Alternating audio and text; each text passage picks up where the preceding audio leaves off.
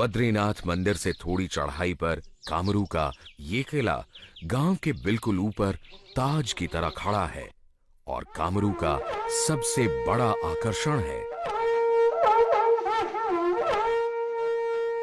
कहते हैं कि रियासती काल में कुछ समय तक इस क्षेत्र की राजधानी कामरू रही, जो बाद में स्थानांतरित होकर सराहन चली गई। लेकिन उस समय और बाद में भी बुशैर रियासत के राजाओं का राज तिलक इसी किले में हुआ करता था।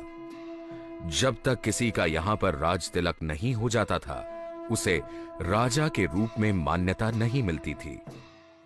जब बुशैर रियासत होता था तो बुशैर रियासत के टाइम में यहाँ कहते हैं कि जो हमारे रिकॉर्ड जो हमारे किले में है, उस रिकॉर्ड के आधार पर जो है 123 राजाओं का जो है राज्याभिषेक जो है कामरू के किले में हो गया। ये 5 मंजिला कोठीनुमा किला तराशे हुए पत्थरों और लकड़ी के बड़े बड़े शहतीरों से चिना गया है। किले के भीतर आम लोगों का प्रवेश वर्जित है। केवल गांव का पुजारी पूजा के लिए रोज किले के अंदर जाता है। इस किले की दूसरी मंजिल पर देवी की प्रतिमा स्थापित है, जो कामाख्या देवी का प्रतिरूप है।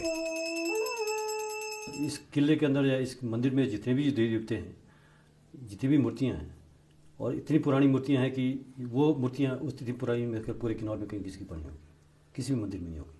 और मूर्तियों की वजह से ये जो कामाख्या देवी है, तो कामाख्या देवी कामरूप की है, आसाम, तो उनकी मूर्ति यहाँ पर है हमारे पास। और कामाख्या देवी कामरूप से आई है, तो उसी के नाम से जो है यहाँ का कामरू का नाम कामरू पड़ा। कामरू के किले में लकड़ी और धातु पर की गई नक्काशी कला का उत्कृष्ट नमूना है।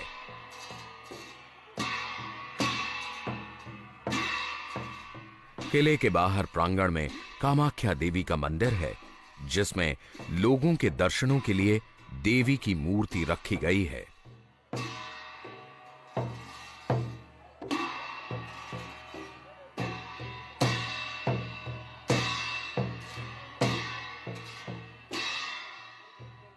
किले के साथ ये पुरानी कुएं जैसी जेल भी है, जिसमें कैदियों को डाल दिया जाता था।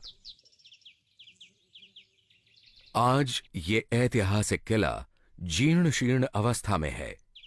इसका उचित रखरखाव करके यदि इसे आम जनता के लिए पूरी तरह से खोल दिया जाए, तो ये पर्यटकों के लिए आकर्षण का एक बड़ा केंद्र बन सकता है और कामरू गांव की इस बेशकीमती धरोहर को सुरक्षित रखा जा सकता है। इस किले के पीछे एक ऐसे शख्स का घर है जो वर्षों तक गांव का रोजनामचा लिखता रहा है। चंदर सिंह नाम का यह व्यक्ति, जिसकी उम्र करीब 93 साल है, गांव में जो कुछ रोज घटित होता उसे अपनी डायरी में दर्ज कर लेता था। आजकल ये खुद ज्यादा बोल नहीं पाता, लेकिन इसकी लिखी 60 से अधिक डायरियां गांव के बारे में बहुत कुछ बताती हैं। आई हम जोर में तो म्या होते नहीं चेत, आई हम शादी है तो म्या होते नहीं चेत, आई न्यो हम कामंग बिटिच म्या होते नहीं चेत, हम हर के मीची तो म्या होते नहीं चेत। वही एक डायरी मेंटेन करते हैं जो शुरू से लेकर अब तो काफ़ी एज्ड हो गए, अब तो मेरे नहीं लिखते हैं, मगर उनके पास आप कभी भी जाओ, किसी डेट की निकालो, उनके पास डायरी मिल जाएगी इस टाइम भी। कुछ चीज़ें ऐसे जैसे गांव के साथ मीटिंग हो रहा है, मीटिंग में क्या डिसीजन हुआ, देवते ने क्या ऑर्डर किया फलाने डेट को, और देवता कहाँ से कहाँ कामरू से कहाँ गया, या बाहर का देवता कब आया कामरू। कामरू में 300 से अधिक घर हैं और करीब 2000 इसकी आबादी है। लोग यहां लकड़ी के 2 मंजिला घरों में रहते हैं। ऊपर की मंजिल में परिवार रहता है और नीचे के कमरों में प्रायः पशुओं को रखा जाता है। अनाज व अन्य जरूरी चीजें रखने के लिए घर में अलग भंडार कक्ष होता है। यहां घरों की बनावट और लकड़ी पर की गई नक्काशी काफी कलात्मक है। यहां का समाज मुख्य रूप से 2 वर्गों में बटा हुआ है। उच्च जाति, जिसमें मुख्यतः राजपूत आते हैं, और निम्न वर्ग के लोग, जिनमें दलित, सुनार, बढ़ई, बुनकर आदि शामिल हैं। निम्न वर्ग के लोगों के घर गांव के बाहर की ओर अलग मोहल्ले में बने हुए हैं। क्योंकि यह आदिवासी क्षेत्र है, इसलिए किन्नौर वासियों को जनजाति का दर्जा हासिल है। ये शायद भारत की एकमात्र जनजाति है जिसमें जाति व्यवस्था मौजूद है, लेकिन यहाँ सभी जातियां आपस में मिलजुल कर रहती हैं। जब जाति बना है तो उसके ऊपर तो हम तो क्या ही आपको कह सकते हैं, मगर ये है कि भी हर आदमी का अपना जाति से शादी करने का प्रथा है।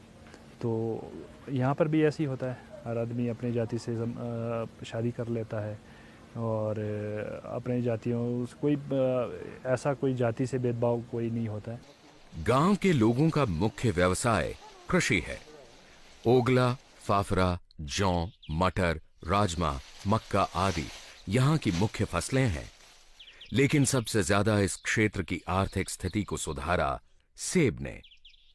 यहाँ बड़ी उम्दा किस्म का सेब पैदा होता है जो काफी महंगे दाम में बिकता है।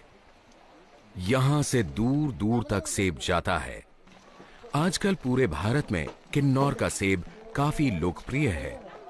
सेब के अलावा यहां बादाम, चिलगोजा, चूली बेमी और अखरोट की पैदावार भी होती है। चूली बेमी, सेब और अनाज से यहां घरों में शराब निकाली जाती है, जिसे स्थानीय भाषा में फासुर कहते हैं। शराब यहां के जीवन में रची बसी है। कोई खुशी का मौका हो या मेला त्योहार, लोग यहां फासुर का सेवन